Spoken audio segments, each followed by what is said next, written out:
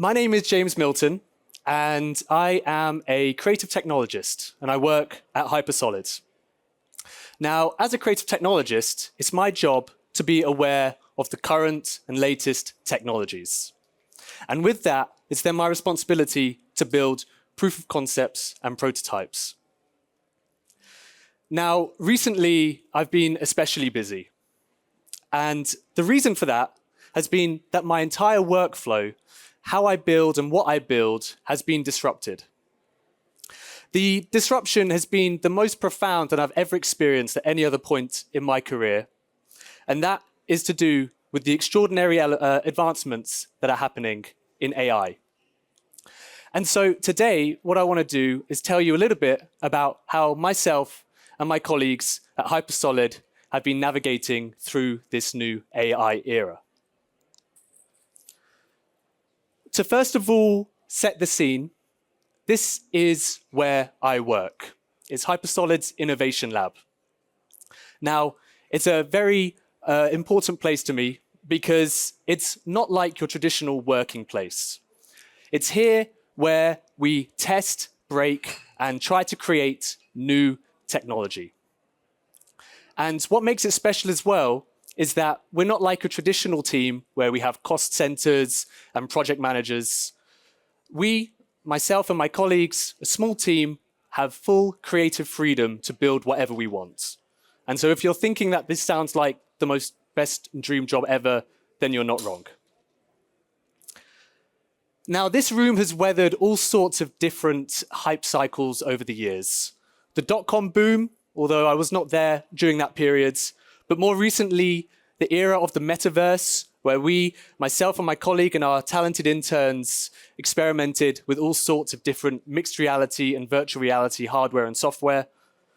But now, if the stickers on the window here aren't enough of a clue, the era that we're very much in right now is the AI era. And this era for us is particularly interesting for two reasons. The first one is to do with the exponential increases in AI's capability. Now, we're here at IBC, and it's a media conference. So in order to give you an understanding of where the current capabilities are right now, it's appropriate to show you an example of AI in the area of video generation. So this example here is from 1 year ago, from Google VO, where this single prompt produced this output. It's pretty impressive, but if we fast forward to what it looks like today, it's a much different story. And this is just 1 year of advancement. Proper reflections, proper high definition, and this was just in the space of a year. And so if we think about what 2026 looks like, then all I can say is that there's certainly going to be a lot of disruption in many industries, and media included. The second thing that's super interesting for us within the innovation team in this AI era is also the advancements in AI programming. Now, we in innovation, we build with code. And this has been AI's journey of abstraction over the years. Again, I wasn't around during this time. There was a period where programming was done with ones and zeros and printable cards. And then we went to programming languages. But now we're in this wild west of AI programming. And what that looks like is the following. Now, before I would write my lines of code line by line, but now I have a co-assistant, an AI assistant, that will write my lines of code with me. And it therefore extremely increases my level of output. On the other end of the spectrum, we also have platforms like Bolt and Replit, whereby you give it a prompt and it will then create your entire platform from just one prompt. And then within this spectrum, we have a whole bunch of other tools as well. And I use these within my daily tool sets. And this has been profound for the following reason. The innovation team that I talk so fondly about, we are a group of generalists. Because we build proof of concepts and prototypes, we have to build entire working applications They're often filled and put together with duct tape, but they have to work from front end to back end. And the thing is, though, is because we're not specialists in one particular area, we will often hit roadblocks where we'll be building something and then a bug will happen and we get stuck. And that would then halt progress. But this is now an accurate representation of what it feels like to do our work nowadays. And it's essentially like having a superpower. With those tools that I just showed you there, we've been able to fill in all of the gaps in our knowledge. And now it feels like we're able to build anything. So some of you may be thinking, what's this got to do with IBC? This is a media conference. And that's a very fair question. And it's also a good point to also point out that I am a complete media novice. It's my first time here at IBC, and I don't know too much actually about media. But that's actually precisely the point that I want to make here. It's because of these seismic shifts that are happening in AI, both in what these models that I just showed you are capable of, and also how they empower builders like me. It's meaning that media tools and platforms that disrupt the industry are also easier to make more than ever. So allow me to show you what I mean with an example. Now, a couple of weeks ago, and I really truly mean a couple of weeks ago, a client came to us with a challenge. They have a bunch of content spanning decades, hours and hours, thousands of hours of content. But it's currently just sitting there. It's not searchable, it's not indexable, and that's because it just doesn't have any metadata. And so therefore it's invisible. And right now, this client of ours has one person going through and manually tagging all of this content, but it's a process that will literally take years. And so therefore, myself, my colleagues in innovation saw an opportunity to see if we could use our understanding of AI's capabilities and our ability to build rapid prototypes to build something for this client. And there's also a business opportunity. I don't tend to think too much in business terms. I tend to be just building things. But if you think about, for example, how disruptors like TikTok are now becoming the new search engine for Gen Z, whereby you search a term and the perfect content comes to them. Imagine if this could be the same for this client's content as well. So that's what we tried to build. Now, what we built is something called the AI Carwash. Now, it's called the AI Carwash because it's still a working title. We've been busy building, and so branding has been something that's sort of been on the back of our priority list. But the concept is that you have some media, you put it through the car wash, and then what happens is that it then turns into smart and enriched content. So you have a video file, you put it through, and then seconds later, you extract the metadata, like, for example, what genre it is, what topics are discussed, what objects are detected. And this is by no means an exhaustive list.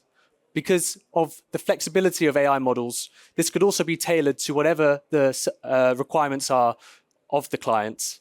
But in this case, this is roughly what we tried to extract. Now, I want to show you this application that we built in just a couple of weeks in action. And it is a proof of concept. It's a prototype. It's by no means production level, production ready. Now, I went through daytime Dutch TV and got a whole bunch of videos. And this is the first video that I found that was English, that was in English. So it's a very quintessentially named show called McDonald and Dodds. And we're going to put it through the car wash now. So what we can see here is just after a couple of seconds later, after putting the video through the car wash, it has correctly identified the name of the TV episodes and the episode title. And it's also given us a brief synopsis.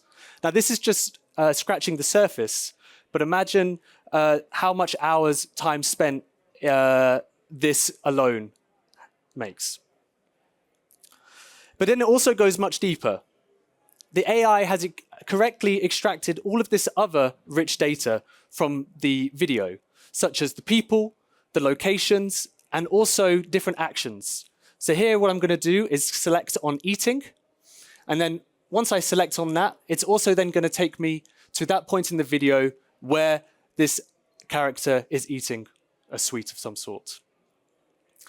And it goes much deeper further as well. All of these different pieces of metadata are color coordinated based on the AI's understanding of how relevant it is. And we also implemented a few other things as well. So here we're going to demonstrate how the AI was able to understand different events that it was able to extract from the TV show. So here we're going to click on Man Travels to Glastonbury Tour, and the AI is able to use its real-world knowledge to understand that this is Glastonbury Tour, and it puts it up in the display here. Again, this is a simple example, but en masse and with the right content, this could have real-world disrupting implications. We also then got a little bit more creative, and apologies, this is a true crime drama, so this is a slightly disturbing thumbnail.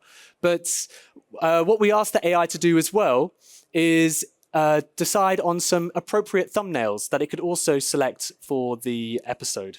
And here you can see it's given a reason as to why it thinks these thumbnails are appropriate. And then the last example here is how when I showed this application to one of my colleagues at Hypersolid, who works within the media department, his mind immediately went into business mode and started thinking about how this could be useful for more of our clients. And he mentioned how it'd be useful if we could extract IAB tags. And so myself and my colleagues in the innovation team, first of all, had to figure out what IAB tags were.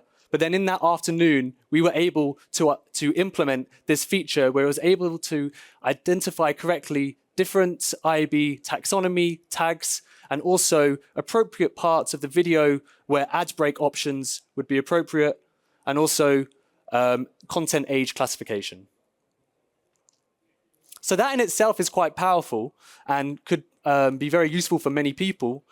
But where it then gets even more interesting is when you have a whole bunch of content that's been analyzed. So to demonstrate this, whilst watching daytime Dutch TV, I also extracted a whole bunch of other shows, spanning from daytime TV to quiz shows to children's shows. And here we're going to collect all the TV shows that contain bicycles in them. A very simple example, but imagine rather than 50 or so shows, we have thousands of different episodes. Auditing and extracting specific parts of shows at the right time segment could be a very powerful feature. And here we go, it's correctly identified this bicycle in this part of this show. And then the last thing that I want to demonstrate here comes from a personal frustration. Now, there's been many times where I have been sat behind my smart TV and I've gone and asked it a question saying, can you pull up an episode of, I don't know, insert a question. And the result is always unsatisfactory. It's because till now, these systems have not been speaking my language. And that's not to say that I've got my smart TV set to the wrong language, but what I mean is that they don't speak human. But now we're at an era where we have large language models that can understand these complicated questions. And we're also in an era now where AI is able to utilize tools.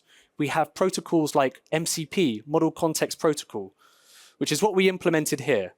Essentially what I mean is that with this LLM, it has access to this database of the Carwash with all of this analyzed video, and it can then respond and pull up the right content. So allow me to show you. So in this example here, I'm going to write a question. What news videos are there in my database? And here it has correctly identified a bunch of different contents and pulled up the news content. But now I can ask it more complex questions like which news video represents the happiest news topics, something that before my smart TV would have certainly choked at. But now we can see it's brought up this happy news segment where Max Verstappen has won the Formula One. But I think that's probably, unfortunately, an old article these days. So the list goes on of all the questions that you could ask it. I can now have a conversation with my content base. These are simple questions, but they demonstrate the point. simple questions like, what animated series do we have? And the AI is able to understand and then pull up the right content. Or show me some children-appropriate content. Or identify episodes where certain people are present. Now, what I want to demonstrate and kind of leave you with today is not that we've built a new revolutionary platform here, but it's more of this right here. It's a proof of concept that we built, but it took us 2 weeks from an idea to prototype. And the results are impressive. And we were able to do that because of AI's exponential capabilities, and also with our ability to rapidly program with AI. Three media novices, but AI builders built this in 2 weeks. So to finish off, AI isn't just changing what media can do, but it's changing who can build media solutions. So if you have content that's sitting dormant, or just simply want to see what AI can do with your media content, then come find us for drinks afterwards. Thank you very much.